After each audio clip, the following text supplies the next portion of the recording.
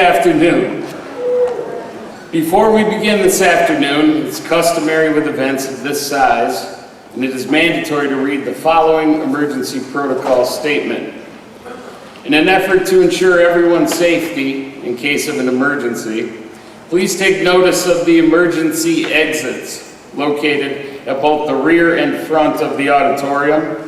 Please note the closest emergency exit to your seating area, and remember that you do not have to exit through the same door in which you entered. To report an emergency, please dial 911.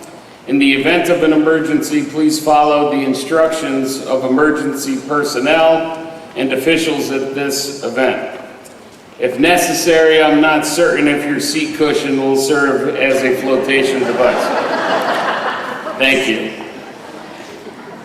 Good afternoon. And welcome. And for those of you who are alumni, welcome back to Rockville High School and the third annual Rockville High School Athletic Hall of Fame induction ceremony. I am Scott Smith, Chair of the Hall of Fame Committee, and on behalf of the committee, I would like to thank everyone for being here today as we honor and celebrate the history and accomplishments of the Rockville High School Athletics Program. Hall of Fame induction is the highest honor an institution can bestow upon any individual. And we are very pleased to be able to add 8 extremely worthy names to our Hall of Fame roster this afternoon. At this time, I would like to introduce to you the members of the third induction class of the Rockville High School Athletic Hall of Fame and their presenters for this afternoon's program. Our first inductee, being presented by former college teammate Frank Jandro from the class of 1959, Donald U. Beerworth.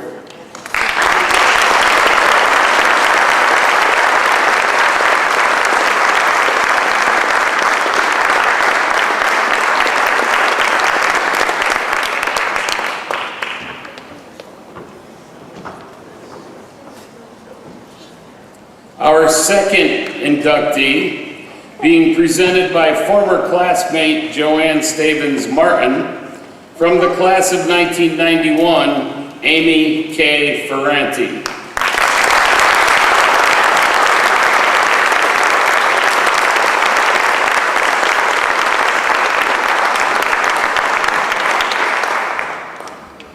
Our third inductee, being presented by former teammate and RHS Hall of Famer Art Wheelock from the class of 1970, James F. Hennessy.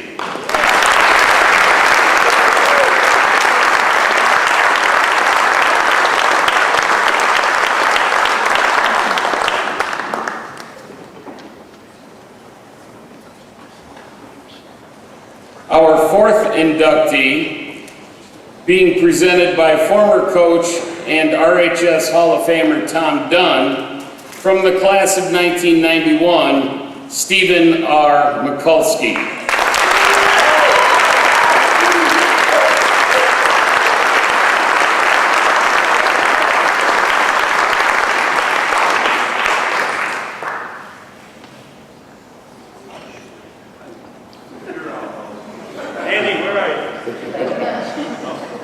Our fifth inductee, being presented by his former player, Dave Brower, boys soccer coach from 1967 through 1996, Charles E. Simon.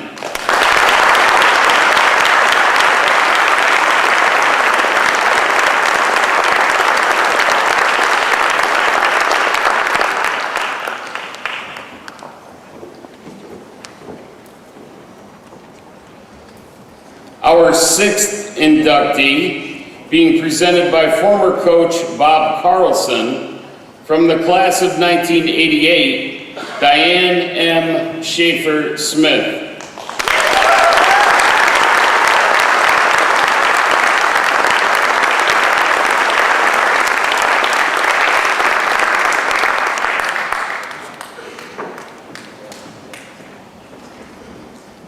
seventh inductee, being presented by a former teammate and RHS Hall of Famer Art Wheelock, is the late Harold E. Sam Wild from the class of 1968. Accepting on behalf of Sam is his wife, Connie Wild.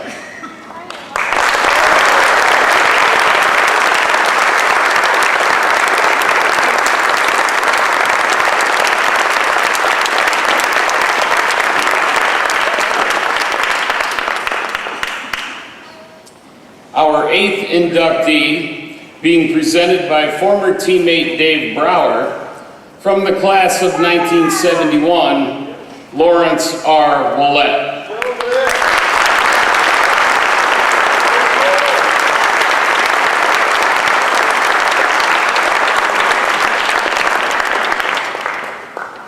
The 8 members of the Rockville High School Athletic Hall of Fame class of 2015.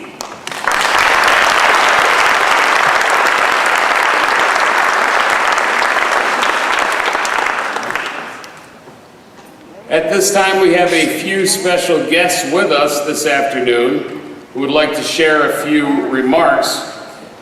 And we will begin with the mayor of the town of Vernon and RHS alum, Daniel A. Champagne. Wow, there's nobody out there. Thank you everybody for coming today. And it's funny when you walk in and you recognize so many names and so many faces. And somebody just said to me that, you know, the families get to know, the parents of the families get to know each other because we're always on the sidelines. And that's so true. Especially my daughters, now I can see. My daughters, you know, went through Rockville High School as well. And the class of '88 is when I graduated. This is a great event, and it's always great to recognize those who do wonderful things in our town. So I want to thank everybody for coming today, and congratulations to all those inductees. Thank you. Thank you, Mayor Champagne. Next, we have the principal of Rockville High School, Mr. Andrew Rocket. Thank you, ladies and gentlemen. Welcome or welcome back to Rockville High School. And let me just take this opportunity to thank Scott and all the members of the committee for all the work they do in recognizing our forebears. Scott?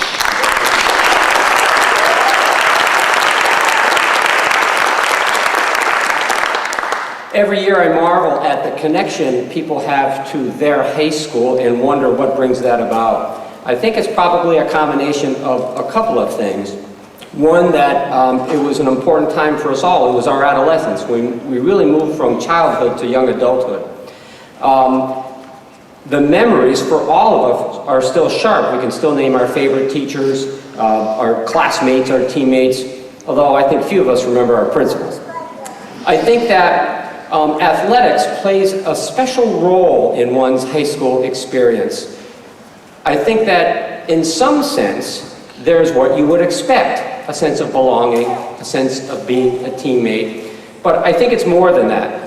I think it's during the formative years of one's adulthood, namely the adolescent years, that sense of challenge, of pushing yourself, of extending your limits, of meeting all the specific challenges that happen when you involve yourself in athletics, sharpens those memories and makes that connection with your high school that much stronger.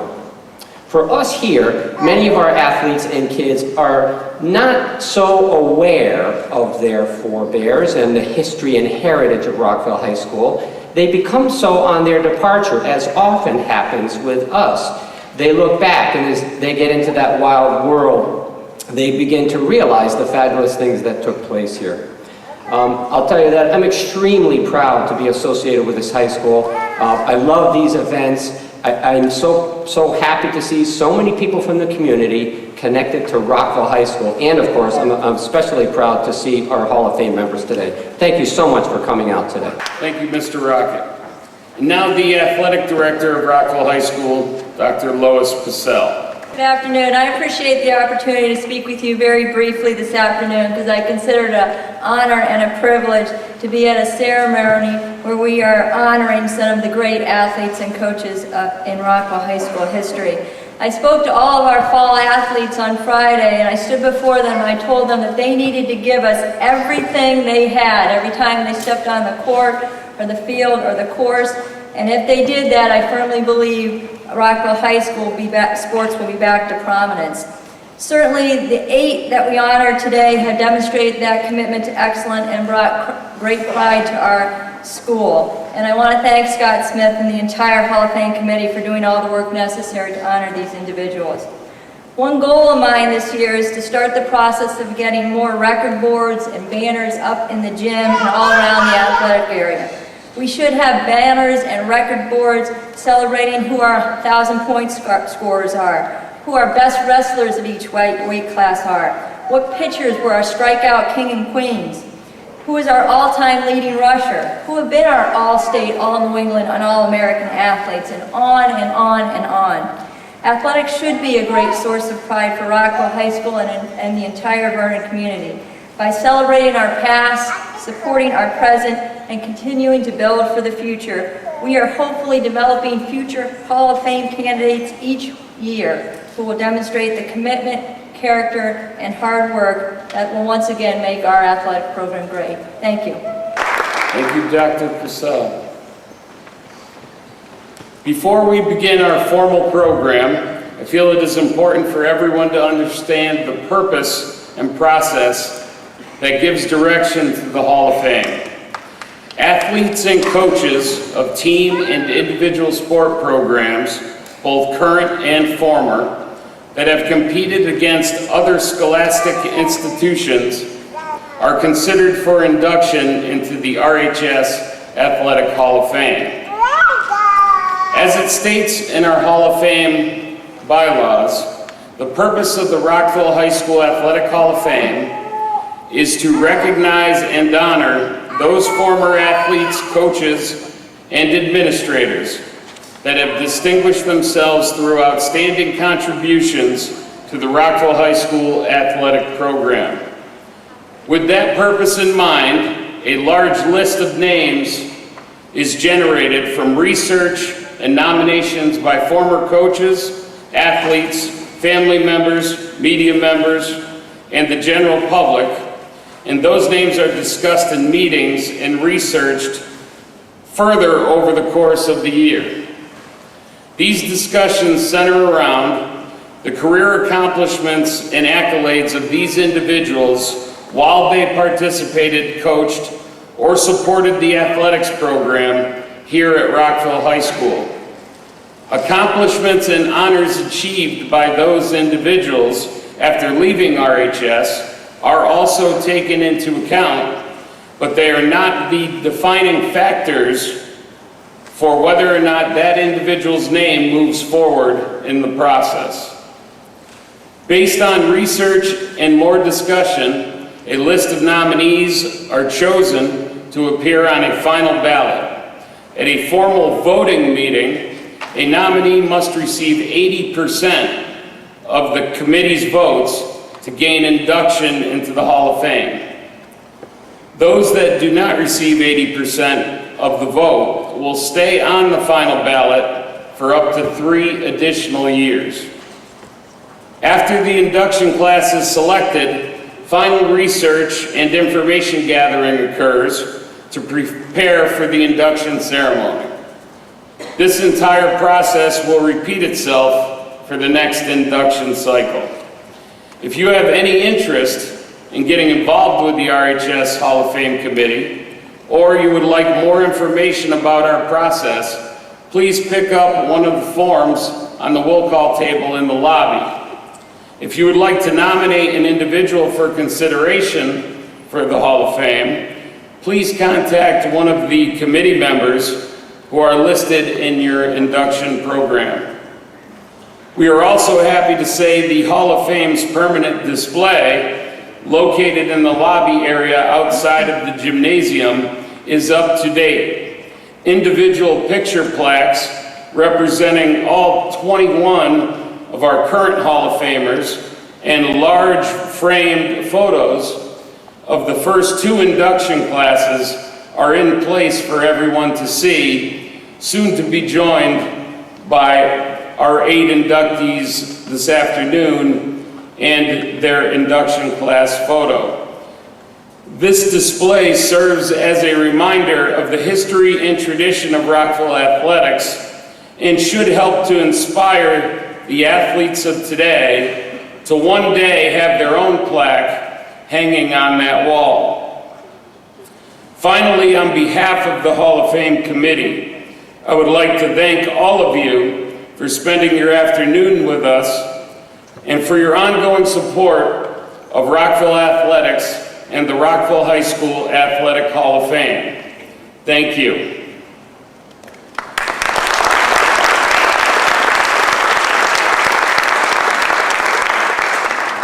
And now, to lead us into the formal part of our induction ceremony and the main reason we are here this afternoon, longtime teacher and coach of the cross-country and track and field teams here at RHS, and our Master of Ceremonies, Mr. David Smith. Thank you very much, Scott, Mayor Champagne, Mr. Rocket, Mrs. Purcell, and distinguished guests and everybody and inductees.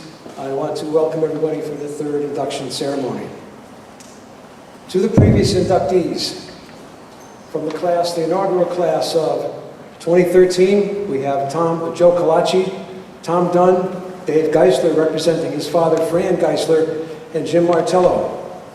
From the class of 2014, Steve Krajewski, Art Wheelock, Don Berger, and Chris Green. Please stand up and just be recognized for a couple seconds, please.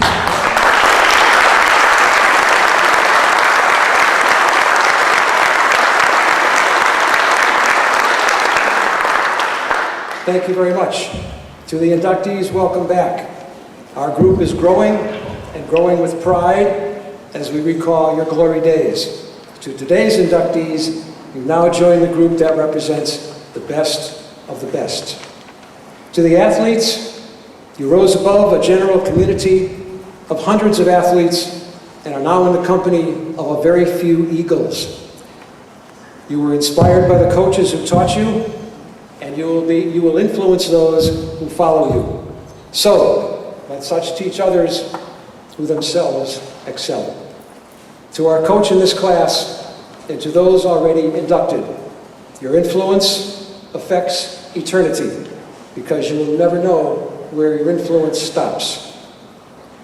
At the end of the day, your teaching and your coaching are inseparable. Our theme, established on our first induction ceremony, is Another Moment in the Sun. The world has moved on since your glory days, but we're here this afternoon to remember, to recognize, to honor, and induct. So congratulations on your inductions today. Nothing bad can happen on a day like this. So let's get started. I would like to invite to the stage at this time our first inductee, Mr. Don Beerworth, who will be escorted by Mr. Frank Johnrow. Please come up to the stage at this time. Our first inductee this afternoon is the first one from the 1950s, a 3-sport athlete, soccer, basketball, and baseball. As a freshman, he was a member of the soccer team when it was reinstated. As a senior, he led both the soccer and basketball teams in scoring. And on the diamond, he led the team in hitting and was named its MVP. He was named class athlete, class of 1957. At his commencement ceremony, he received the Nettleton Award, arguably the most significant award a faculty can bestow on a senior because it recognized excellence in character and academic achievement. A 4-year member of the Student Council, serving as president during his senior year, sophomore class president, delegate to Boys State as a junior. Let's give a very warm welcome to Mr. Don Beerworth. Presenting Mr. Beerworth today is a college teammate, Mr. Frank Johnrow. Frank? Thank you. Before I go on, I'd like to thank Smitty for putting us first. He was concerned that we wouldn't be able to stay awake long enough. It is my honor to introduce Don Beerworth and to congratulate him for receiving this honor, which is well deserved. Don and I have been friends for many years, going back to our college years, which now could be classified as ancient history. As I was researching the information for this introduction, I came across some information that I found in the '57 Rockville High School yearbook, the banner. The section of the yearbook called Statistics. This gave me some insight as to how Don felt about a few things as a young high school student. His weakness was stated as being women.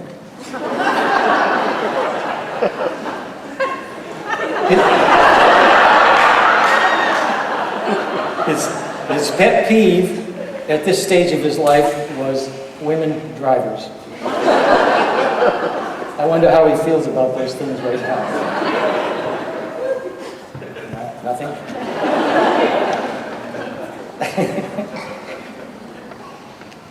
During all of his years, beginning in elementary school, sports have played a large role in his life. His career in Rockville High School athletics is quite impressive. Don played 3 sports in high school. He played for the well-known coach, the late John Canterbury, during his entire high school career. He lettered in soccer 3 years. Soccer in his freshman year was beginning as an intramural program. He was co-captain in his senior year and led the team in the number of goals scored. He lettered in basketball 3 years. His freshman year was spent playing junior varsity. Don played the forward position and during his senior year led the team in scoring with 259 points. Don also lettered in baseball. He led it all 4 years. He played second, third, and shortstop. In his senior year, Don was the leading hitter with a .340 average. In his senior year, Don also received the Senior Athlete Award given by the Rockville High School Varsity Club to an outstanding athlete exhibiting high scholarship, cooperation, and character. As you can see, Don had an impressive athletic career in high school. Just to let you know that Don just wasn't all sports, he was also president of the student council in his senior year. I'd like to take just a few minutes talking about Don's life after high school. He graduated from Eastern Connecticut State University and lettered in basketball and baseball 3 years.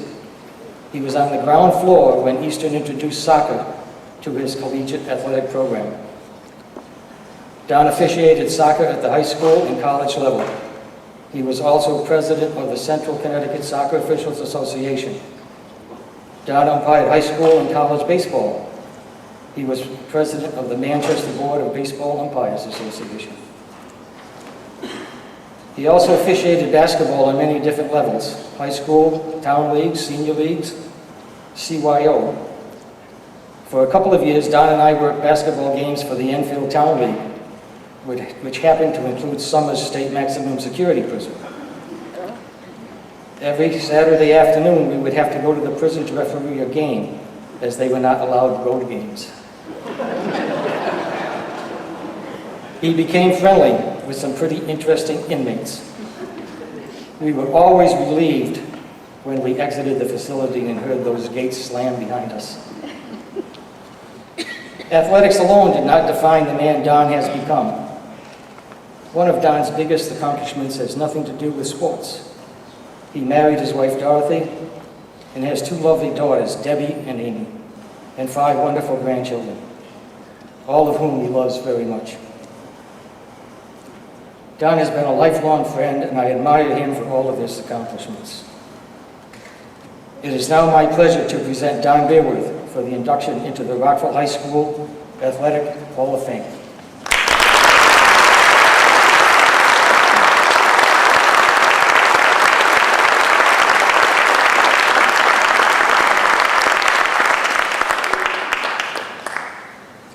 It's awfully nice to have friends like that. I also want to thank the Rockville High School Athletic Hall of Fame Committee for their hard work and dedication these past 2 years. It is indeed an honor to be a member of this class. Playing 4 years of soccer, basketball, and baseball at Rockville High School were great years. Prior to my freshman year, football was dropped and soccer replaced. John Canaveri became the coach of soccer, basketball, and baseball. He was my coach all 4 years. I'll always be grateful to him as I am to my teammates along the way. Our teams were always competitive, but we never won any league championships. One thing I remember well about my freshman basketball season was Coach invited myself and Wayne Cooperschmidt, another JV player, to dress for a Class M tournament game. We were playing the #1 team in our class. Strangely, we elected to hold the ball. When I say we, it seemed like both coaches had the same plan. Well, the game was not too exciting to begin with or for most of the game. I've never quite figured out why the two coaches used this strategy, but it certainly got an awful lot of ink in the Connecticut newspapers. I didn't play, but was thrilled to be on the bench as a freshman. Looking back at my Rockville High School years prepared me well educationally and athletically for my college years. The coaches and teachers nurtured such traits as pride, respect, loyalty, commitment, and character. I played basketball, soccer, and baseball at Willimantic State Teachers College, now Eastern Connecticut State, for Coach Francis Geisler, a former Rockville High School coach. He especially had a very positive influence on me. Through my athletic experiences with team sports, many opportunities were available, such as officiating. And my friend to my left here, both of us have bad knees right now because of the many trips up and down the athletic fields, chasing some of these 18-year-old soccer players. Although my daughter used to tell the teachers and friends that their father was an umpire, I did have a 35-year teaching career. I thank my family for their support, and now that my playing, coaching, and officiating years are over, it is with great pride that I have the privilege and enjoyment of watching 5 grandchildren participate in their sporting and school events. I thank you. I would like to invite Amy Fanti and her presenter, Joanne Stevens-Martin, to the stage at this time, please.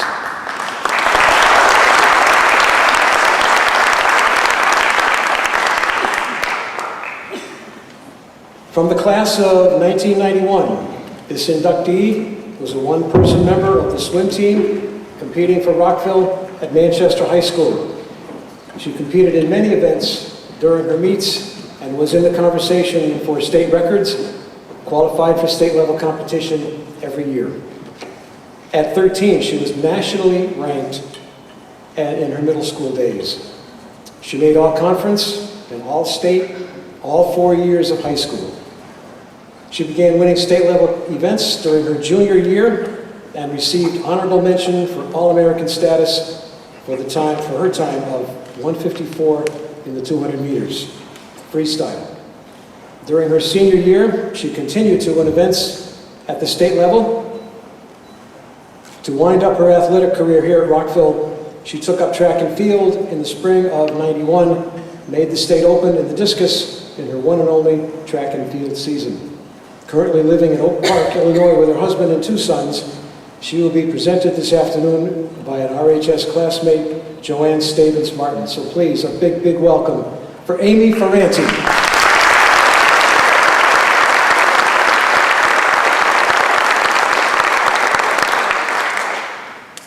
Good afternoon. It is with great pleasure that I get to introduce my dear friend Amy Fanti from the class of '91. When we attended Rockville High, there was always an overwhelming feeling of pride for high school sports, not just within the walls of RHS, but for many people in the community. We were also lucky to have the old guys from around town who would come watch softball games, track meets, and football games. And I was thinking back about Amy and her athletic career here in Vernon, and I thought about how many people didn't get to see her swim. There's still no pool here at Rockville, and there never has been. There isn't even a swim team. But that didn't deter her from pursuing her dreams. Amy arrived at high school wondering, how can I participate in my favorite sport while representing my high school? For Amy and her mom, they began the process of appealing to the Board of Education and the superintendent to grant her permission to become our one-woman swim team. Amy and her mom, Susan, knew that this was necessary for Amy to be able to qualify for states. And as you can read in the program bio of Amy, she didn't just qualify for states, but she won many events at the state level. But what I remember most about Amy, and is still true today, is her ambitious drive to be successful. Her swim practices were long, and they were far away, 45 minutes to an hour away, probably getting her homework done. Right, boys? Your mom's getting her homework done. Swim meets were whole day events, and Amy just didn't excel in sports, but she also excelled in the classroom. Her success was really the result of her passion, her drive, and her dedication, and a mom who knew how to keep her headed in the right direction.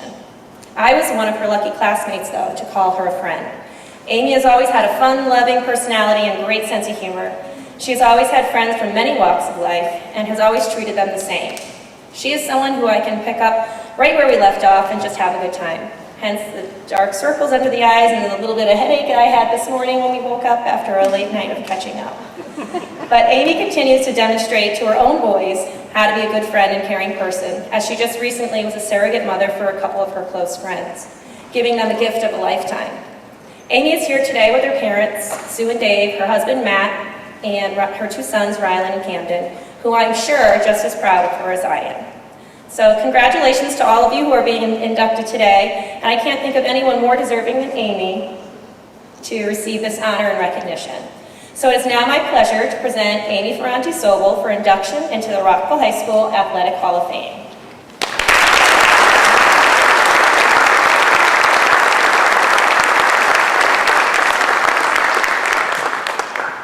Thank you very much for the kind words and the fun catching up last night. It's great to be back here and see classmates that I haven't seen in so long. I don't live here and I haven't been back in probably a decade. So it's great to see all these faces, this beautiful new auditorium, and for the recognition and the honor for the Hall of Fame. So I really appreciate it. It was great to be able to represent Rockville as a swim team and kind of put them on the map for a sport that obviously they do not have. And I was hoping that maybe that would continue after I was gone, but unfortunately it doesn't seem to be the case. But it was great that they allowed me to participate and I could compete for Rockville at the state championships. But I also have to thank Manchester High School, because without Manchester, I wouldn't have been able to compete at states. I had to compete in 6 dual meets, and I didn't have a pool to do that in. So I needed another school to help me, allow me to compete in the dual meets to then qualify for states as one of the requirements. So I wanted to thank Manchester as well as Rockville for this honor, and I really appreciate the recognition. Thank you.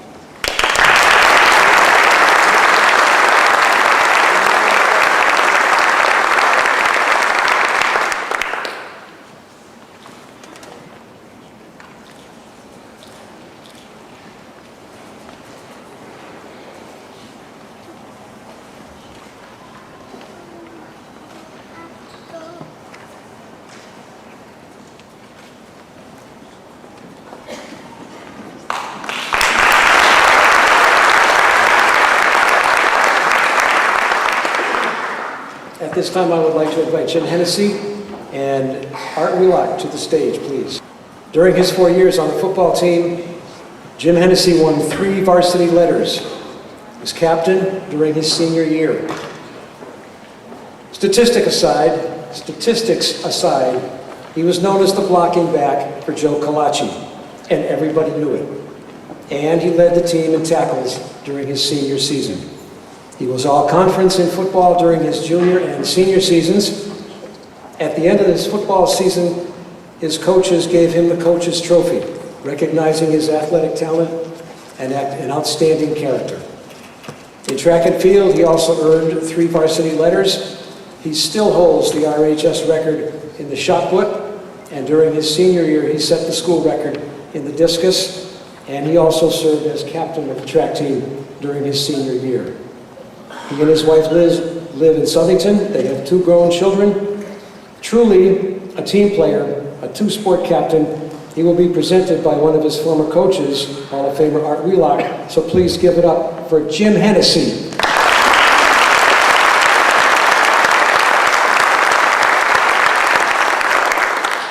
Let me just correct you on one point there, Dave. I'm not that old. I didn't coach him, I played with him. That's okay. If I did coach him, I did a good job. I'm truly honored to present this inductee.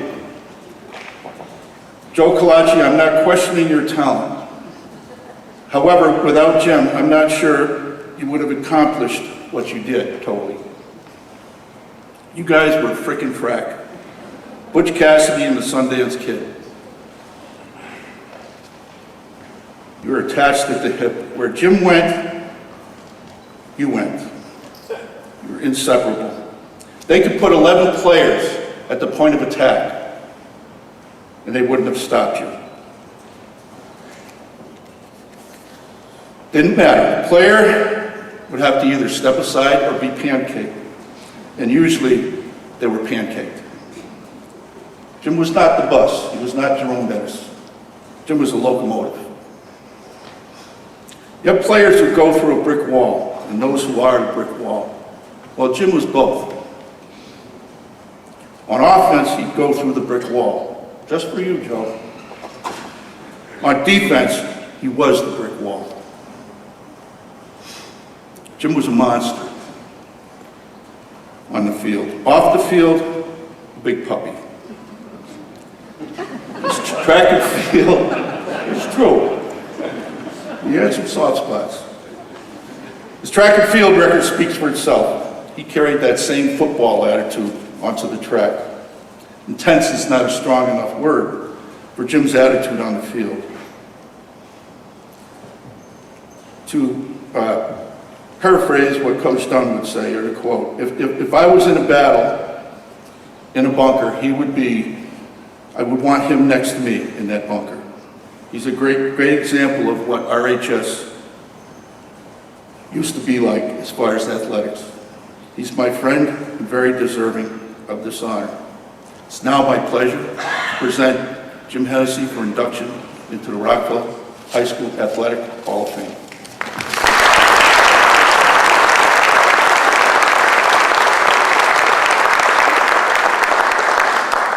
Thank you, Art. Thank you, Dave. I'd also like to thank the selection committee for all the time they've devoted to organizing this program.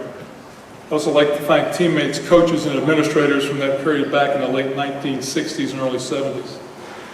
Congratulations to all the other inductees, especially my old friend and ex-landlord, Chuck Simon. I was looking back at the influence that the coaches during that period had. They had their own way of presenting a sense of personal responsibility, work ethic, doing the right thing, discipline, having a passion for what you do. I had a great opportunity after college to come back and coach with many of these same people. I was also very lucky to be involved with the resurgence of Rockville High football under head coach Jerry Fitzgerald in the late 60s, with a great team that featured the best running back in the state of Connecticut, Joe Colaci, in 1969. I also was very fortunate to be approached by then athletic director John Canterbury, who informed me that Rockville High was starting a track team. And after starting that track team, John suggested that I try out for the field events. I think John had seen me run at some point in time and it wasn't going to work the other way. I joined the track team as a way to stay in shape for football, but it turned out to be much more than that. This program today has given me a great opportunity to renew old friendships with people I haven't seen in many years. It's been a great day of sharing with family and friends. And I always try to remember that life is not measured in minutes, but memories. Memories like today's program. Thank you again for this recognition. I promised my wife I'd be brief. Thank you.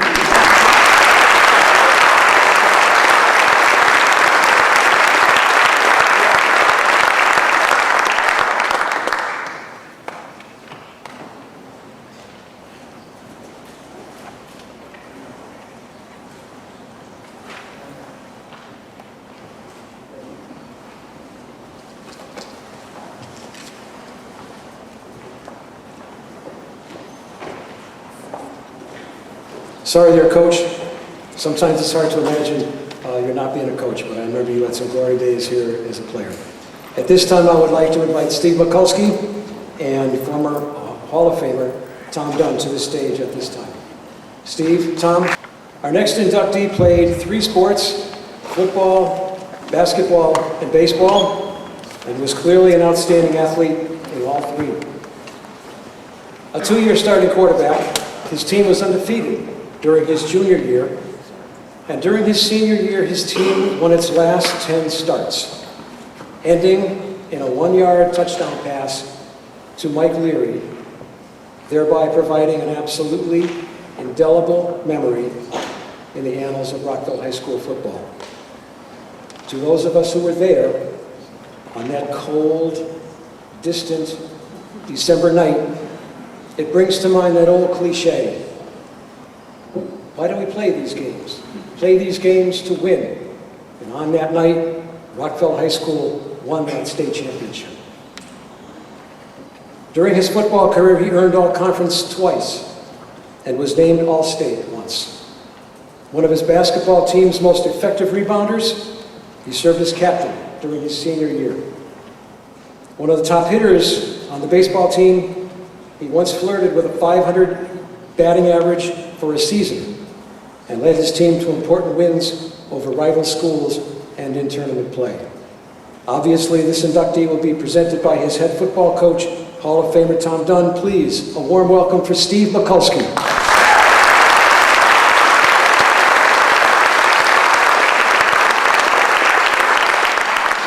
That is the most offensive light.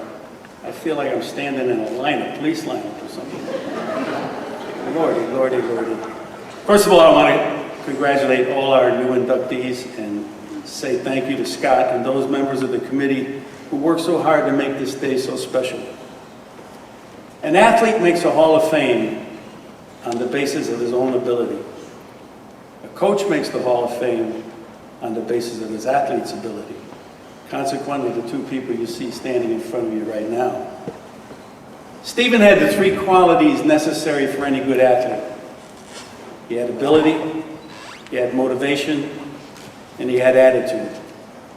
Ability determines exactly what we're capable of. Motivation determines exactly what we do. And attitude determines how well we do it. He had the ability to throw the ball down the field. He could throw the ball down the field and he could hit his target.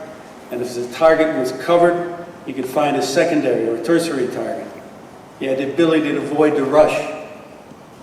He had the ability to get back up after he got knocked down. He had the ability to stand in front of his teammates in the huddle and inspire confidence. And he was motivated. He worked constantly to make himself a better athlete. In season and off. Before basketball practice, he'd be in the gym throwing the football around. Before baseball practice, he'd be out in the outfield throwing the football around. He threw the ball all summer. He went to camp to improve his skills. He was motivated to be the best he could be. And he had attitude.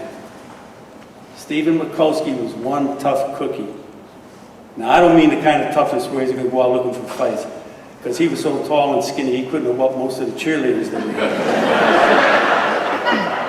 In fact, if Stephen were to stand on 1 foot and close an eye, he could pretend to be a needle.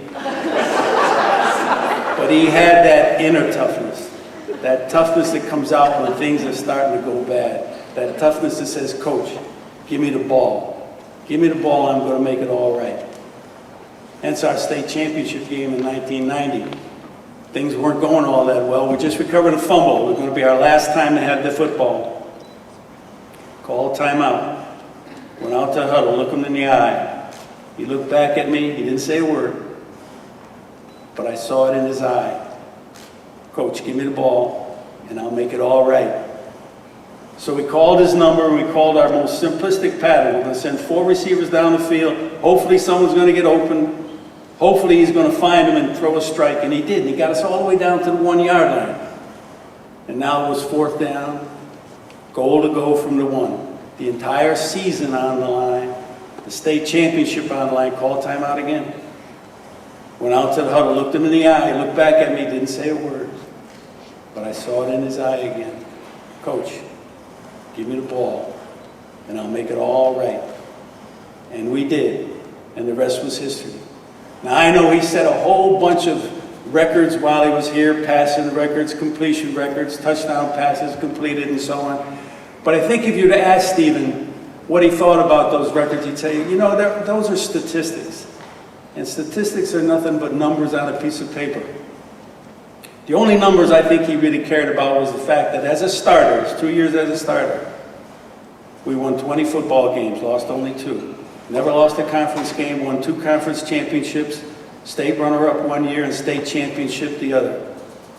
And all of that occurred in a great part because we were fortunate enough to have a young man who had ability, motivation, and attitude. It is now my pleasure to present Stephen Mulski for induction into the Rockville High School Athletic Hall of Fame.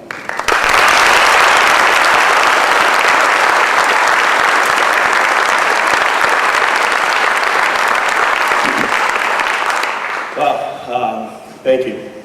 I'd like to thank the Hall of Fame committee again for putting on such a great event, and congratulations to all the other inductees. You know, if you told me 25 years ago I'd be standing up here, I'd probably think you were crazy. This is truly a tremendous honor. And when I think about how I got here, a few reasons come to mind, but not a lot of them have a lot to do with me as an individual. That being said, there's quite a few people I'd like to acknowledge, and I share this with. First and foremost would be my family. Athletics and competition was instilled in me at a very young age with my dad. Midget football, rec basketball, Little League, he was always there, coaching me every step of the way. Although I lost my dad to cancer at a young age, I'm grateful for the years that I had with him and the work ethic that he instilled in me. And I know he's looking down today with a big smile on his face. To my mom, thank you for all your love and support throughout my athletic career. My mom has this voice that kind of stands out in the crowd. She never missed a game, but she never missed an interception, a missed foul shot, or a strikeout. So thank you for keeping me grounded and humbled all these years. And as I watched my nephews Stephen and Kyle scrimmage a couple weeks ago against Rockville, it's good to see that your voice still stands out in the crowd. And you have carried your critiques over to your grandchildren. To my sister Terry, thank you for always being there for me. And thank you for being a senior when I was a freshman. You may not have realized it, but you protected me just as much as my offensive line that year. I come from a big family. They tend to roll deep to sporting events, this being no other exception. Wherever the game was, my family was there. And I still have vivid memories of looking up in the crowd at that state championship game and seeing them celebrate with us. It means the world. I'd also like to acknowledge all the coaches I've had the privilege to play for at Rockville. Coach John Reiser, Doug Leonard, the late Jerry Blanchard in basketball, the late Lou Bizzano in baseball, probably one of the most passionate guys I've had the opportunity to meet. And Coach Wheelock, of course, in baseball. I want to thank you for not allowing me to go out for the golf team. I don't know if you remember that story, but it still makes me laugh. A bunch of us senior year decided we're going to take it easy and we're going to go play golf. And I walked into Coach's office and I said, you know, Coach, I'm just going to take it easy this spring. I'm going to go out for the golf team. And just looked up and said, no, you're not, Mulski. You're playing baseball. So that was that, and I played baseball. But looking back, it would have been a big mistake. So would have missed out on a phenomenal season, going to the state semifinals.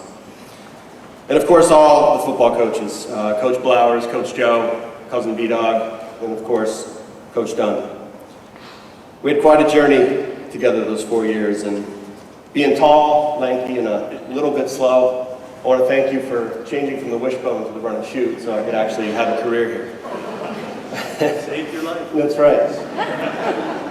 But in all seriousness, your passion for the game was contagious. The work ethic, discipline you instilled in us was instrumental to our success, both on and off the field.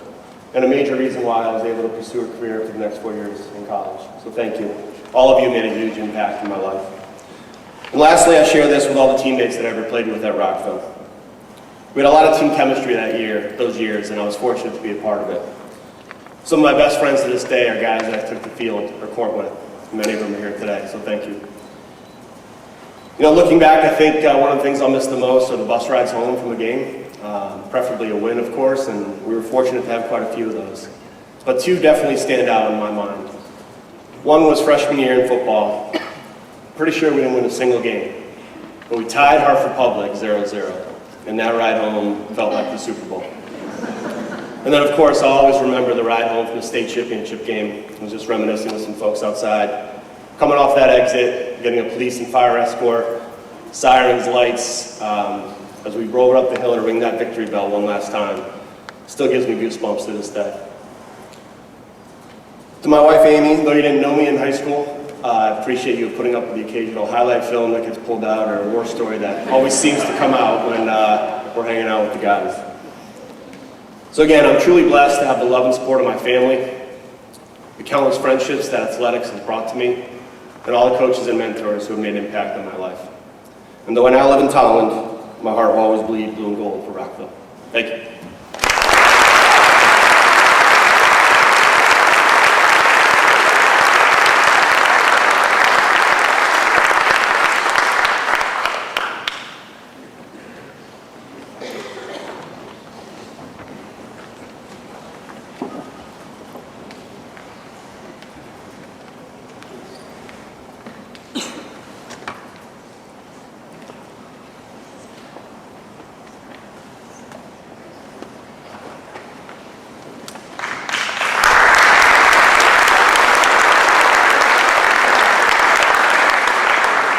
At this time, I would like to invite Chuck Simon and Dave Brower to the stage.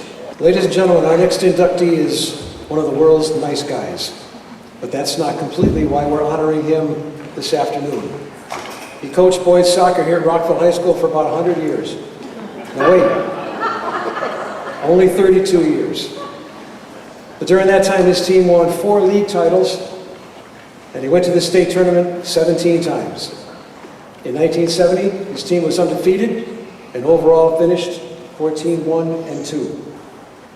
5 of his early teams put together a 77 winning percentage, averaging almost 11 wins a season.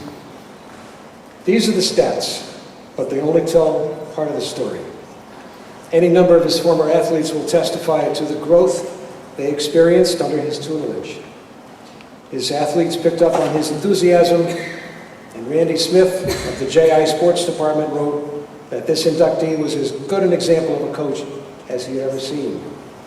Retired from RHS since 2000 and splitting his time between Manchester now and Florida, this inductee will be presented by our former players. So ladies and gentlemen, a big hand for Chuck Simon.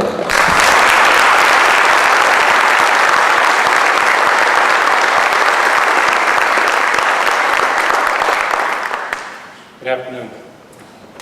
First, I'd like to take a second to congratulate everyone in this class who deserve the honor. It is my honor to present Chuck Simon for induction into the RHS Athletic Hall of Fame. Chuck joined Rockville as a JV coach 1965 to 1966. He became the varsity coach in 1967, my freshman year, and continued to coach for the next 30 years. Here's a few stats. He won 4 conference titles. He won or tied 61% of his games, 17 times in the state soccer tournament, and in many of those years, only the top 16 teams were chosen for their class in the tournament. Coached the only undefeated soccer team, which I was a member of, in 1970. There's a few famous sayings I have many soccer players that I played with here today will remember. He would say, "Okay, boys, time to line up for pictures," which meant we were doing wind sprints. Half the length of the soccer field. But being the nice guy that he would always tell us to smile. Another famous saying from Mark Weston, who isn't here today, he told me, Coach would always say and tell him, "You have to learn to rest as you run." I remember a story Friday night after our last regular season game. Most of the team was on Coach's front lawn at his place in Ellington, around 10 or 11 at night. We're all wondering, would we be ranked number 1 in the state? For us, this was a really big deal. And of course, we found out the next morning we were number 1 in the state. Chuck's impact is far more reaching than soccer itself. He taught us that if we worked hard and respected and supported each teammate, we would always be successful on and off the soccer field. When Chuck retired in 1966, many of soccer players missed his retirement party, so we planned our own. I made a few phone calls and the word got out, and more than 60 former players came to support Chuck. A few years ago, when Chuck turned 70, again, the word was sent out, and at least 35 former players showed up. Tom Carrion came from Alabama. One lady came up to us during this time and asked if we were having a high school reunion. And we explained, no, we were just here for our soccer coach's 70th birthday. And she said, he must have been some coach, but he really must be a good man for all these men to still respect and admire him after all these years. It is now my pleasure to present Chuck Simon for induction into the Rockville High School Athletic Hall of Fame.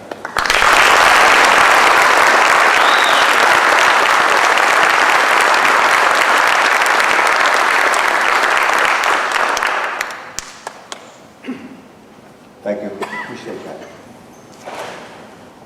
I'd like to congratulate my fellow inductees on their accomplishments and on their induction tonight.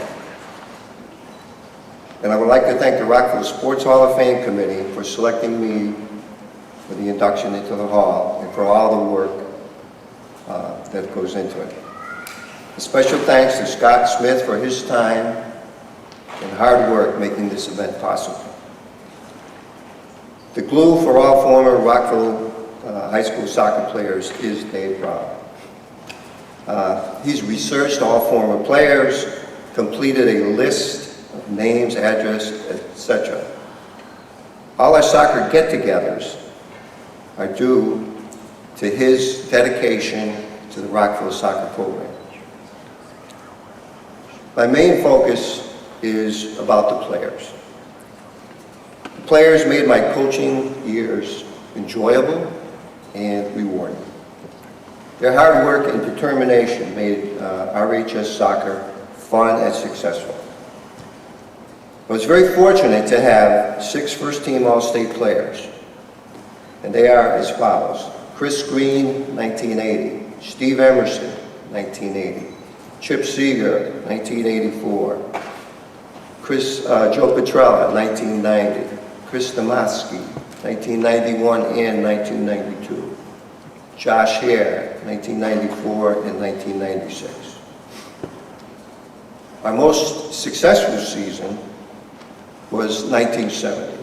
The regular season was 12 wins, no losses, 2 ties. Our final record was 14 wins, 1 loss, and 2 ties. I have many people to thank.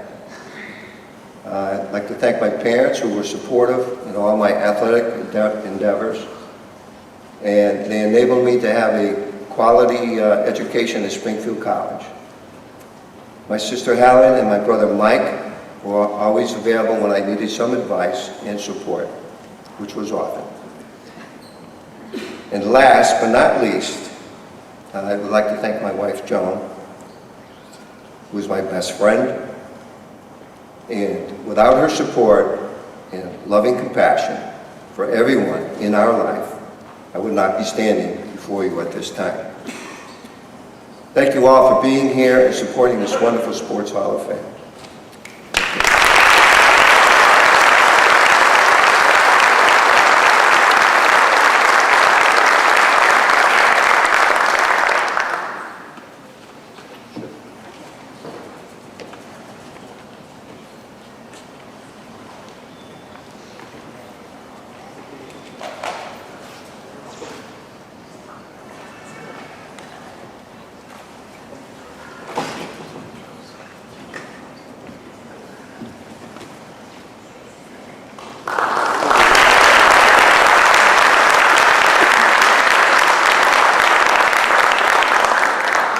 At this time, I would like to invite Diane Schaefer-Smith and her coach Bob Carlson to the stage, please.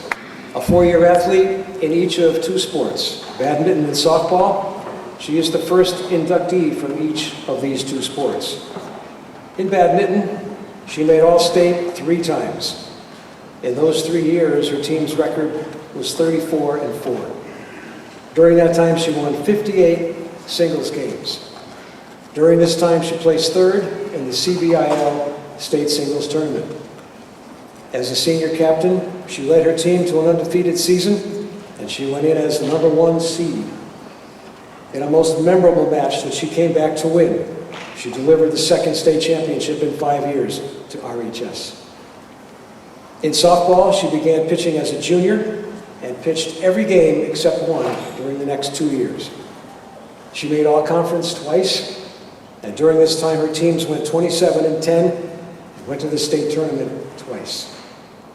In 1987, she pitched her first no-hitter against Hartford Public, and later that season she pitched RHS to its first win in a tournament play since 1979.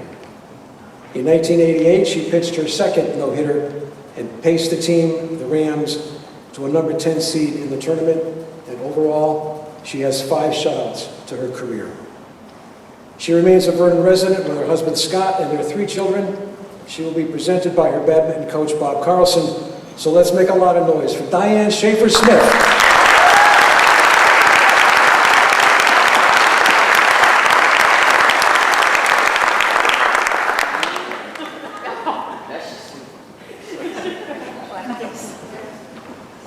Good evening. I'd like to thank the Rockville High Hall of Fame Selection Committee for all their hard work. Congratulations to all the new inductees, and thank you, Diane Schaefer-Smith, for giving me an opportunity to say a few words on your behalf. My very first associations with Diane were when she, Jennifer, Joey, and Nancy, her siblings, would come to the softball games that her dad and I played. I'd like to say that I had something to do with the development of her good arm, but at the time I wasn't even coaching badminton. I was aware, however, that Diane excelled in softball because she would enjoy throwing back the foul balls to the pitcher. The throwing motion is the same overhand motion needed in badminton. I would soon find out about her badminton talents. Indoor badminton is really not the same sport played outdoors in the backyard at picnics.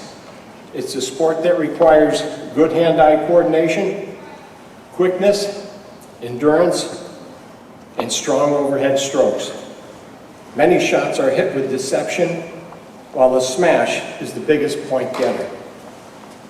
A hard smash can travel over 150 miles an hour off the racket, but slows rapidly because of the design of the shuttle or the bird. Our girls and guys worked hard to perfect their shots and enjoyed the challenges of competition. Diane especially enjoyed the competition. Almost every week we'd have challenges to determine who would be our first, second, and third singles players and the number 1, 2, 3, and 4 doubles teams. Twice during the season, we would open the challenges where anyone in the school could challenge our players.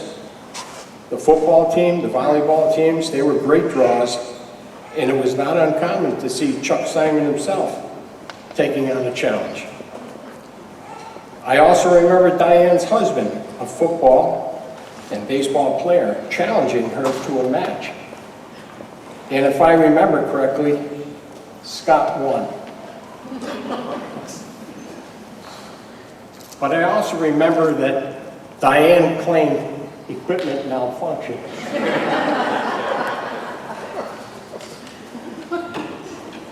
Diane began playing for me as a freshman on the JV team in 1984. The '84 team went 9-3, finished 3rd in the state tournament. Even though she did not qualify for states, I knew as a freshman she would be our singles player of the future. She had acquired the fundamental skills and was learning how to play the game. As a sophomore playing varsity, the '85 team went 13-1, and Diane placed 3rd in singles in the state meet after recovering from a brief hyperextended arm injury. Her singles play was being noticed around the state.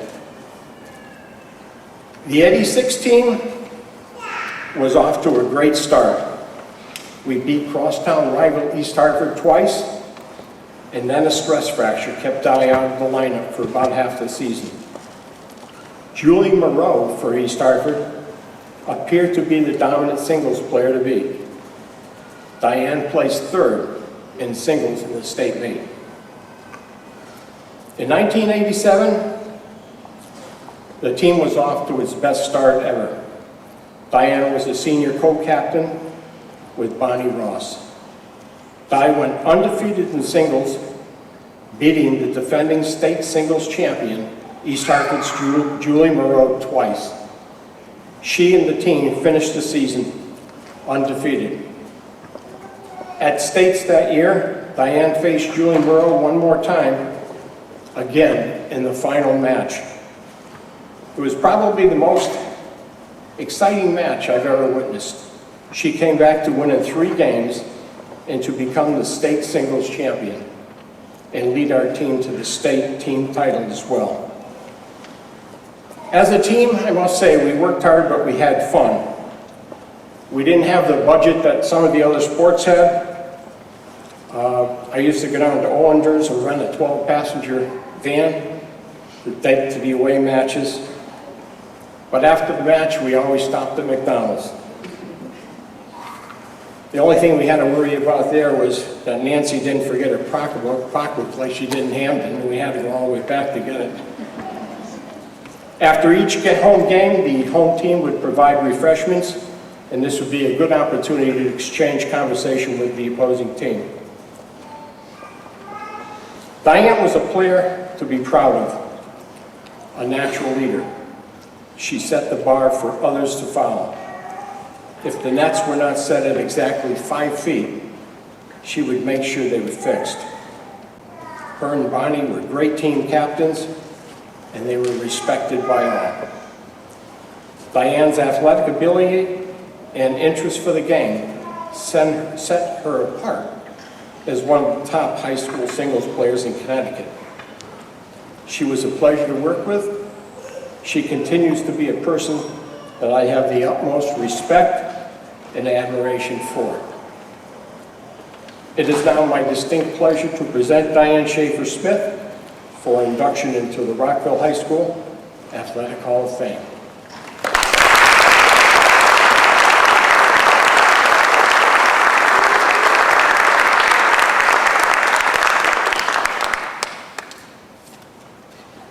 Good afternoon and congratulations to all of my fellow inductees. I'm truly honored to be included in the 3rd induction class of the Rockville High School Athletic Hall of Fame. I would like to thank the RHS Athletic Hall of Fame Committee for all their hard work, and a special thank you to Mr. Carlson for being my presenter. It seems like yesterday that I showed up in the small gym to try out for the badminton team. My mother had played badminton in high school, so I thought I would give it a try. Additionally, I knew Coach Carlson because he and my dad played softball together. My freshman year was filled with learning the rules of the game and developing game strategy. I never knew if I was ever going to become a good player or not until during one match that year, I returned 3 hard smashes to win a point. My opponent told me after the game that she could not believe I was a freshman and she thought I would be an outstanding player one day. I was very surprised to hear that statement, and her compliment stuck with me for the next 3 years. Sophomore and junior years were plagued by injuries.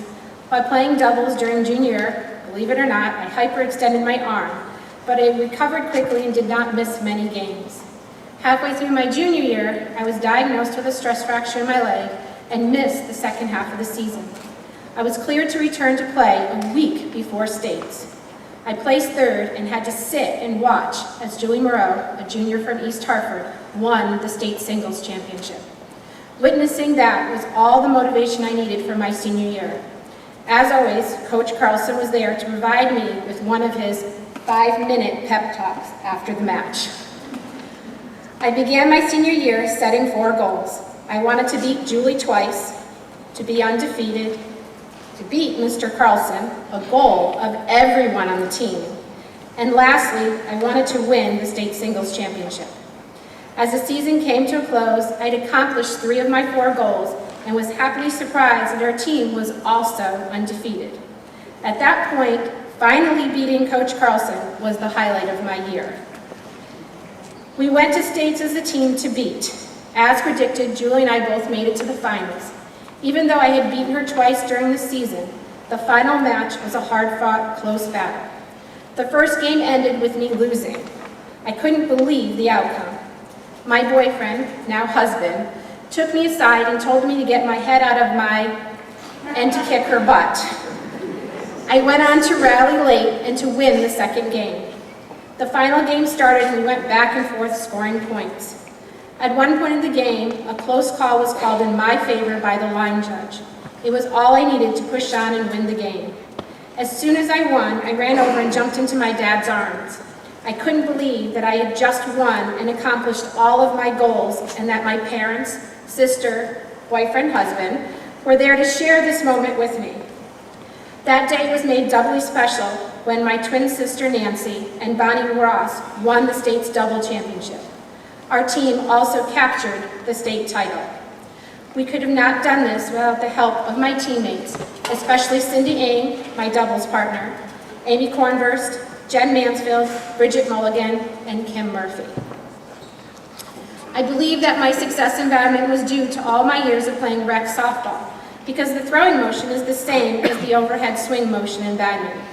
My father, who still plays softball today at the age of 69, encouraged my sisters and me to play softball. In fact, my dad has hit 2 in-the-park Grand Slam home runs this year. However, it has been noted that the outfielders all had walkers. I'm only kidding, they didn't. So with the encouragement from my father, I tried out for the JV softball team my freshman year. On the first day, the JV coach hit a pop-up bunt to me and I dove for the ball. I somehow caught the ball while doing a forward roll. The next day, I was placed on the varsity team where I worked on transitioning from slow pitch arch pitching to fast pitch pitching. Although I had made the varsity team as a freshman, I spent the next 2 years becoming good friends with the bench and the scorebook. Occasionally, I would pitch a JV game here and there and play the outfield. I was eventually given an opportunity to pitch against Hall High at the varsity level. Although it did not work out well that day, I would later pitch a no-hitter against them my senior year.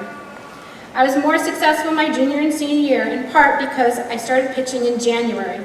My boyfriend, soon-to-be husband, would take turns catching the baseball pitchers and me in the small gym, while Coach Miller watched from behind closed doors.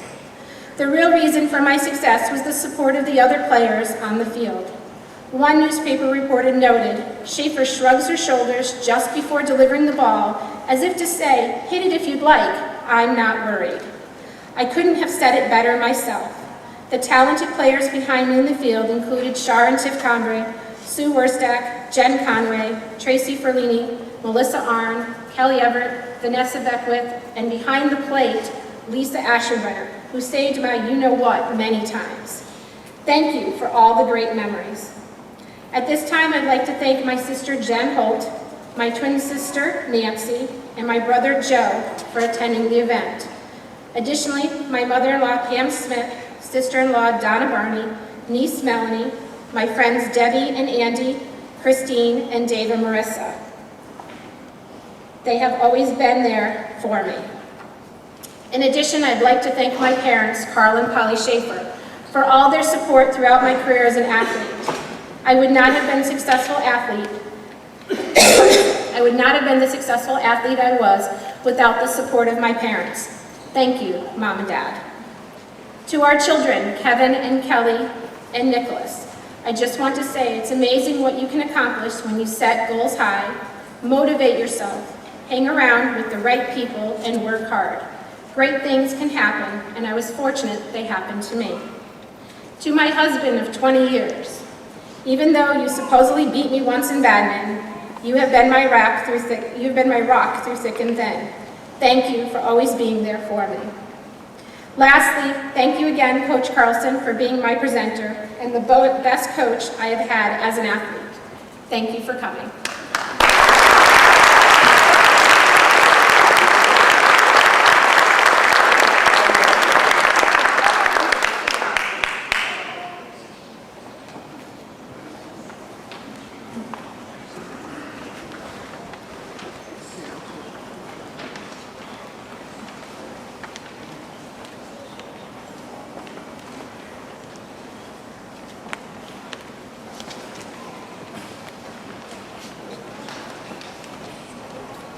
Ladies and gentlemen, our next inductee will be inducted posthumously, and to present him will be Hall of Fame coach Art Wheelock, and accepting the plaque for Sam Wild will be his son Sonny Wild and Sam's daughter Megan Wild Champagne. And Connie, you're welcome to come on up to the stage also. Connie is Sam's wife. Our next inductee hails from the grade class of 1968. During his high school days, he played 4 years of soccer, 3 years of basketball, 4 years of baseball, exceptionally well. During his illustrious senior year, he served as captain and MVP in each sport. He made all conference twice in soccer and twice in baseball. A member of the 1967 soccer team that won Team of the Year award here at Rockville High School. In baseball, he was a standout pitcher, a great hitter, often coming up big in the clutch, having an outstanding senior season, helping to carry his team to the state tournament, along with his presenter today, Hall of Famer Art Wheelock, and fellow Hall of Famer Joe Colaci. Presenting him this afternoon is his friend and teammate, Hall of Famer Art Wheelock. And accepting will be his son Sam, as I mentioned, Sam's daughter Megan, and his wife Connie. So ladies and gentlemen, please allow a round of applause for Sam Wild.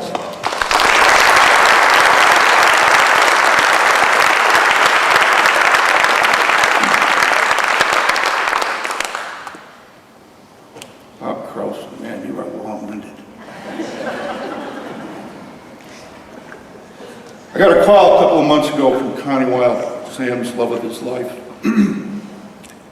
She asked me to present him, and I am totally honored.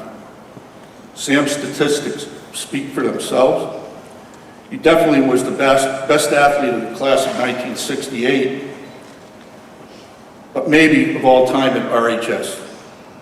He was such a great role model. He took me under his wing and taught me what it took to become a winner. He had a work ethic that was unequal. What a lot of people don't realize, Sam suffered from rheumatoid arthritis. He was in pain constantly. Yet he would practice and play harder than anyone I have ever known. He wasn't injured. He was not hurt. He was hurting, but never complained. To do that and be the leader he was is amazing to me. He was a great athlete with a total team attitude. When off the field, he was focused on one thing, his wife Connie. He was like a big brother to me, and I'll never forget him. I know he's looking down today saying thank you, Rockville High School.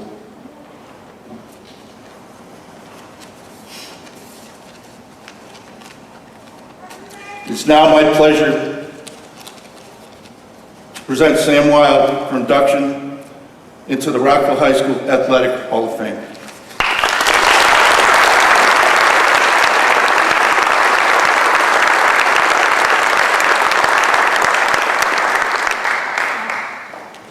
First of all, thank you so much to Art. My mom picked the right guy. My name is Megan Champagne, and who brought the baby? Just kidding, is mine. I'm Sam's daughter. First of all, I want to congratulate all the inductees here today and to say thank you to Scott and the committee for putting on such a wonderful event. My whole family and I are honored to have my dad included. I'd also like to thank my brother Ryan. He's really the guy who submitted all the paperwork on my dad's behalf. I've been thinking a lot about my father's life in the few weeks leading up to today, and being active and athletic was such a huge part of who he was. As Art mentioned, he was diagnosed with juvenile rheumatoid arthritis at the age of 16, and he was in pain every day. He had 19 major surgeries and 4 elbow replacements, and he was active through all of it, never once complaining. I remember as a child watching him come home from playing tennis against one of his friends, and he actually didn't know I was watching. He crawled up the stairs, and you could see him trying to hide the pain he was in the rest of the day, and I was angry. Because I said, why is he doing this? He knows he's going to hurt later. And I asked him, Dad, why'd you go and play tennis? You know you're going to be in pain. He said, because I can't. And there will come a day when I can't, and I'm going to play sports every day until I can't. That's how much he loved sports and being active. So because of that, I know how honored he would have been to be included today. There's a lot that I could say about him when it comes to being a father and an athlete. He passed his love for competition and sport down to my brother, Sonny, Chad, Ryan, and I. He coached us all, and he taught us to try our hardest, to want to be the best that we could be, to be gracious losers and humble winners, and most of all, to have fun. He supported us in everything that we did. He never missed our games, and he never missed a chance to tell us how proud he was of us and how much he loved us. My brothers, like my father, were part of some very good teams, Ryan in high school and college, and Sonny and Chad both in high school. And I was proud to be part of one of the worst field hockey teams ever in the history, probably, of field hockey. In fact, I lost more field hockey games than all of you in this room combined will ever lose. Probably any game in your entire lives. We were terrible, absolutely terrible. And my father was at every one of my games. And he was smiling and he was cheering. And after every game he told me he was proud of me and that he loved me. To him it wasn't about whether we won or lost. It was about if we were good sports, if we were respectful to our coaches, if we were encouraging to our teammates, and if we tried our very hardest. My father was a true gentleman and sportsman, and if he were here today, he'd be proud and humble, and most of all, so grateful to be included. So from my dad, we thank you very much.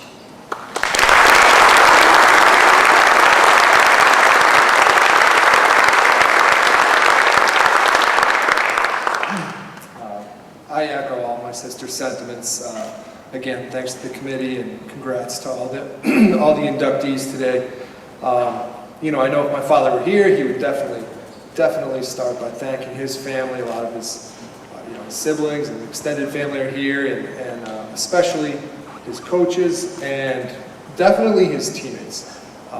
Most of the sports he enjoyed were team sports, and he installed in all of us a love of competition. And when I think back to all the stories that he told me, I was trying to think of one or two, of his successes or his exploits, and the only story that kept coming back to me was whenever we'd be in the car coming back from one of my late practices or games, he never hearkened back to his glory days of championships or anything like that. He would always talk about the fun he had with his teammates, and the one story I always remember is. The memories are pretty fuzzy, but it involved somehow smacking a golf ball around the shower in the locker room.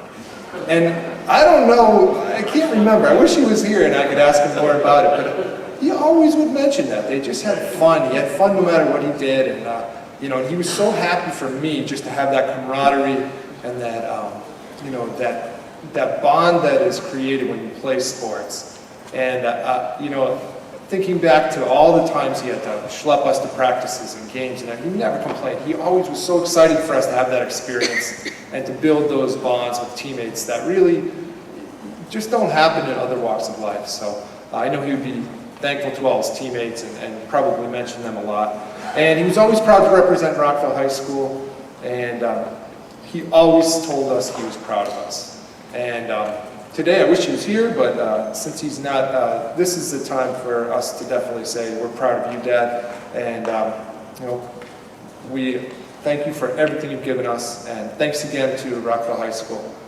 Thank you.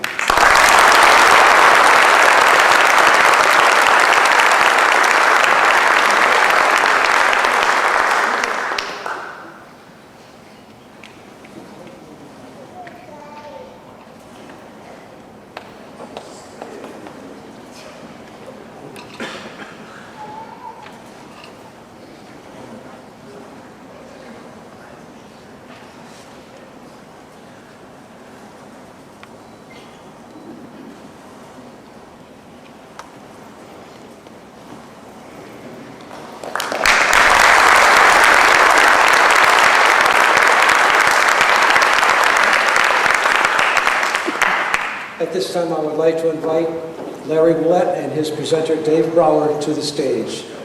Our next inductee, class of 71, played soccer, basketball, and did track during his senior season.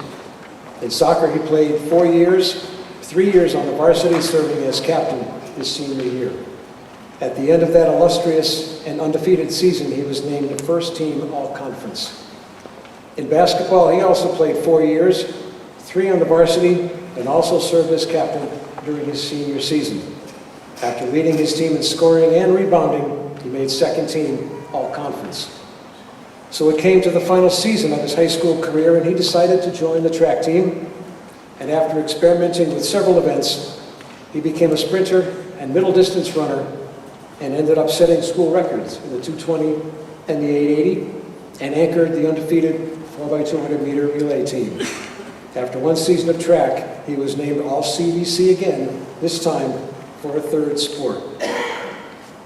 The Journal Inquirer selected him as Athlete of the Year in 1971, and at the same time he received the Rockville Athletic Club Coaches Award as Athlete of the Year. He lives in town with his wife Ann. They have 2 grown children. They'll be presented this afternoon by teammate Dave Brower. Let's give it up for Larry Wette.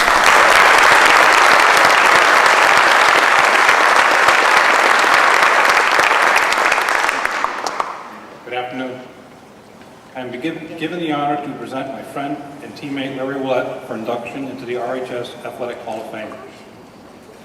Larry's main sport was basketball, but Coach Corlett wanted all of his basketball players to play a fall sport. Larry chose soccer. Larry moved part-time to the varsity his sophomore year, and he was the captain of the 1970 undefeated team. Larry led with his tough defensive play, but he also scored 5 goals his senior year, and that inspired all of his teammates to play harder. One quote from Coach Simon: "I can always count on Larry coming through with some outstanding defensive play or scoring as he did today, the key goal in an important game." Larry was first CVC selection in soccer that year. During the winter months, Larry played basketball. Larry played 4 years, 2.5 years on the varsity. As a junior, Larry was part of the 1969-1970 team, along with Bill Wild, Greg Berger, and Mike Ferris, that made the state tournament and upset the heavily favored Warren Harding Presidents of Bridgeport. It was the first tournament victory for Rockville High in 5 years. In 1971, the tallest player, Jimmy Aceto, was maybe 6 foot. Can you imagine that for a minute?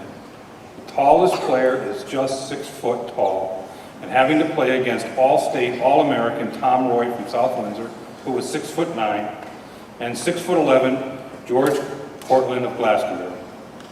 Larry led the team with over 49% shooting. He led the team in rebounds, averaging 10 per game. Shot 78% from the foul line, and was second to Greg Berger in assists. And again, this small but tough and fast team made the tournament, upset Bloomfield, but then lost East Catholic. Larry's senior year, he was second team all-conference. In the spring, Larry ran track. Larry joined the track team in the spring of 1971.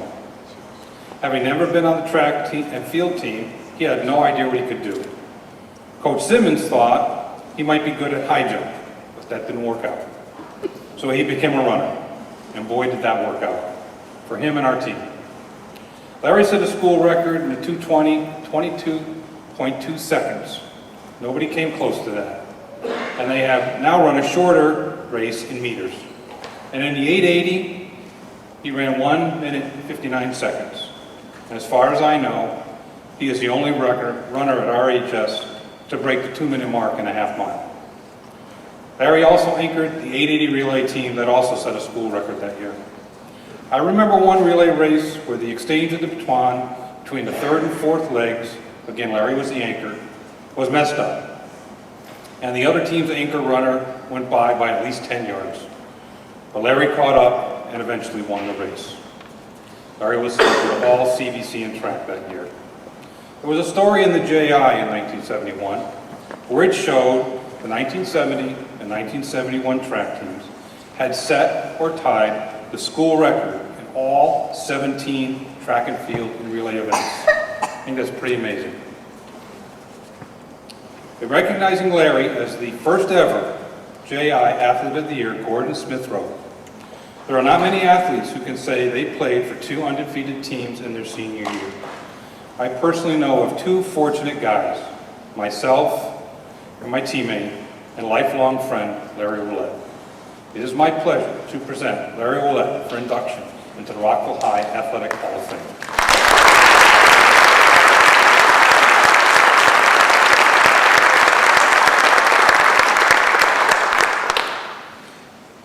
Well, thank you, everyone. I'm really honored to be here. Thanks for everyone to come out today, for coming out today. I want to congratulate all my other classmates for 2015 induction. I'm also fortunate today to share this with all-time favorite coach, Chuck Simon. He was not only one of my favorite coaches, but for a lot of guys that are here today. I'd like to start with a short story about the Hall of Fame. This happened in June. The committee had made their selection and had notified all of us. And a week or so later, I was playing in a golf tournament, the Berger Open, which is a famous local event. And our foursome was a good friend, Greg Berger, 2014 inductee Joe Van, and a good friend of Greg's, Joe Walensky. And we made our way around the front 9, and the Hall of Fame came up. There was some small talk. And I found myself on the 9th tee. So in my mind, I had this ball going out straight, and it was going out long. It went long, but it went straight right. Now, I mean, I don't know. I don't know what I did, but I picked up my tee, and I could see Joe Walensky standing next to Greg, and he said, "Larry's not going into the Hall of Fame for golf, is he?" So Greg had a good laugh at that on my behalf, and it was a great line. I wanted to share it with you because it's brought a smile to my face all summer long. I have some people to thank today. First and foremost, my family, my wife Ann and best friend for 34 years, my children, my daughter Katie, my son Nick. We are always there for one another. We're a small team, but I really appreciate their support, especially when you consider about 30 years of self-employment and the challenges that go with that. So I just really appreciate you guys. Dave Brower, double duty today, did a great job, really appreciate it. Dave Smith does a great job each year, and I want to thank you for that. The selection committee, I mean, they have a really difficult job. I mean, over the summer I was just thinking of the years around 1970, 71, 72, and there's just so many deserving athletes just in those few years. I think the coaches I had, I mean, they commit their time to the development of young students, and I just appreciate the coaches I had. I can start with Frank Jandro, going back to the 5th grade. I'd like to thank Coach Bucino, Butch Bucino.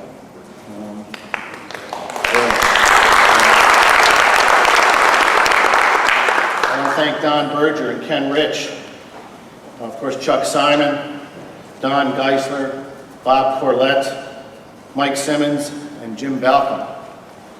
And although he wasn't my coach, all of us students back then had great respect for Pat Mistretta. And so, I don't know if he's here today, but I really want to thank him for his being there and coaching. So, it was, I still have trouble with this number, but it was 45 years ago, in the summer, the fall of 1970, that a bunch of guys got together to play some soccer again, a bunch of friends. Little did we know that we would complete that regular season undefeated. As Dave said, we'd be ranked number 1. It was cool to see that in the paper. We also graced the dance floor of the Brad Davis Show, popular Brad Davis Show. We were on TV. A lot of fun. The front line, our offense scored 40 goals that regular season. Front line, Mark Weston, Bruce Ferguson, Steve Lonis, Bob and Steve Campbell were on the right. I think of Gino Oriema talking about Maya Moore. and I'll paraphrase by saying, we had Bobby and Steve Campbell and nobody else did. The halfback line was, well actually no, the backup's still the line, the front line were Doc Holliday, brothers Scott and Paul Chuck, Brad Mosier, freshman Tom Crane, who's here today. Halfback line was myself, Al Paris, Bruce Ducharme, and we had a pair of fullbacks that were just worked so well together, Dave Brower, Scott Novak. The backups to the defense were Mike Keogh, Wayne Tracy, Bob Roca, Tim Strawmeyer, and all around great athlete, and I think guys who know him will agree, Mike Wells. In the goal we had Mike Burdick. Come on, Mike Burdick. He was the best goalie in the conference. And he was backed up by one of the toughest guys, Bob Boney. Between the two, they allowed 8 goals during the regular season. So our final record was 14-1-2. The cross-country team that fall was 9-4. And the football team picked up right where Jim Hennessy and Joe Clacci left off. They were 9-1. So we moved on to basketball, and we were a really, really small team. But we were fortunate to have as our point guard and leader Greg Berger. I mean, guys do different things on a basketball team, but you got to have the guy who can get the ball from here in the back up to the front. And Greg was able to do that consistently. The reason was he was really talented and skilled, but he's also fiercely competitive. He was then, he is now. He's subtle now and humble about it, but the fire still burns. In fact, his brother Tim recently learned what not to do when Greg misses a putt, and that's laugh. Greg was a natural leader. It goes way beyond sports, and those who know him know that. Now, Greg actually wrote all the remarks. I hope I got them all right. I'm just really joking. Seriously, I'm honored to have Greg as a BFF. Other guys that helped the success of that team were Tom Carruthers, Bob Dean. Bob Dean's here today. Mike Keogh, Jim Aceto, Mike Burdick, the late Don Leonard, Bob Bubba Lang, and again, the great Mike Wells. We were the smallest team in the conference, but we made the tournament. And I still have trouble with this number, but we averaged 78 points a game. That was our average for the season. We finished 13-9. So you move to the springtime, and you combine all these athletes from the fall, football and soccer and cross country, and the winter basketball, and you form a track team. And something special is going to happen. And indeed it did. We were again undefeated, first and only team in track history. And the repeated standouts were Tom Lucerini, Jim Kelly. Jim Kelly, what a great, great athlete. He is, I think he was inducted into the Norwich University Hall of Fame recently. Not much of a backgammon player, but great athlete. Late brother Pat Kelly, great runner. Jeff Brown, Tim Brown, Dave Brower, Bubbles Berry, Thomas Owens, Michael Columbus Gibson. What a great runner. Again, Bubba Lang, Joe Powers, and of course Bobby and Steve Campbell. They were just jumping over everything. We finished the season 14-0, and the baseball team finished 9-6. Again, a lineup of athletes: Alan Croker, Greg Berger, Dennis Burley, Tim Flair pitching fireballs. So the tally for 1971 was 69 wins and 20 losses. We won 78% of the time we went on the fields, courts, and what have you. We had great crowds, especially in basketball and football. Students, parents, grandparents, Rockville citizens. It was a 110% blast of fun. And I think that's what high school sports is all about. So in closing, again, I thank my coaches, teammates. On behalf of all the inductees, 2015, thanks again for coming and sharing this day with us. Thank you.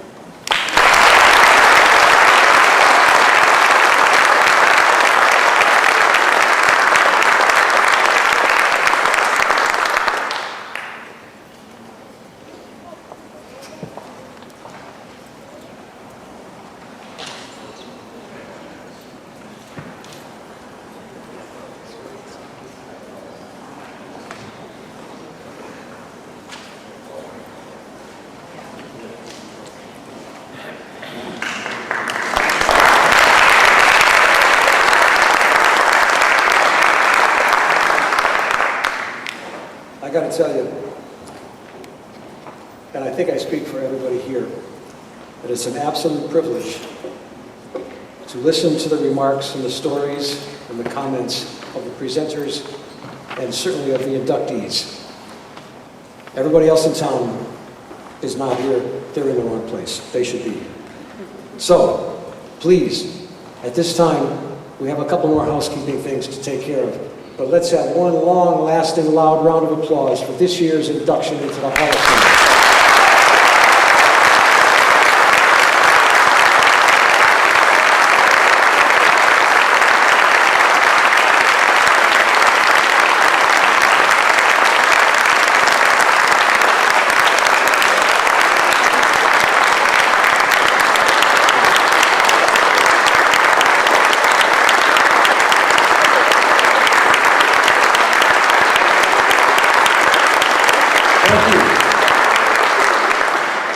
Thank you. A couple more housekeeping things, ladies and gentlemen. You have been great this afternoon.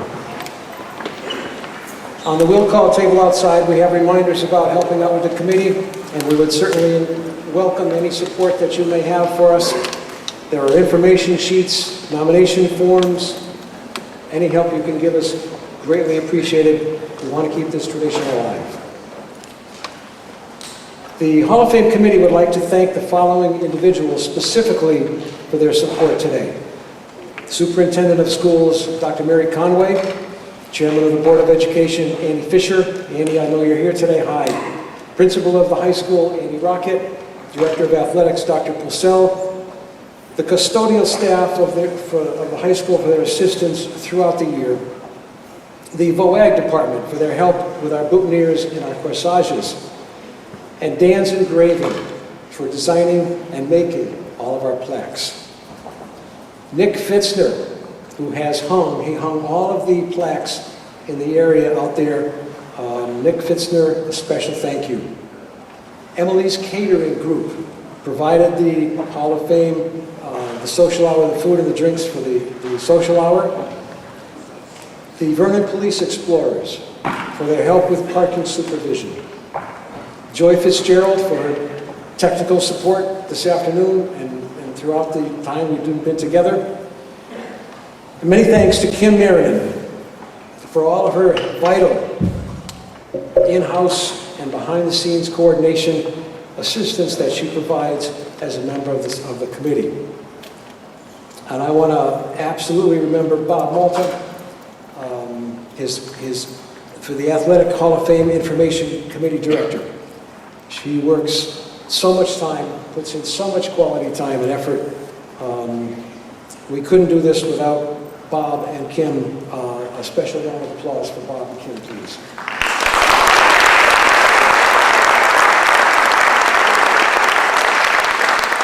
Once again, ladies and gentlemen, you have been great. We appreciate your coming so much. To our inductees, please remember to pick up our items on the tables outside. We hope to see you again the next time we have an induction ceremony, ladies and gentlemen. That concludes our ceremony. Thank you very much, and good afternoon.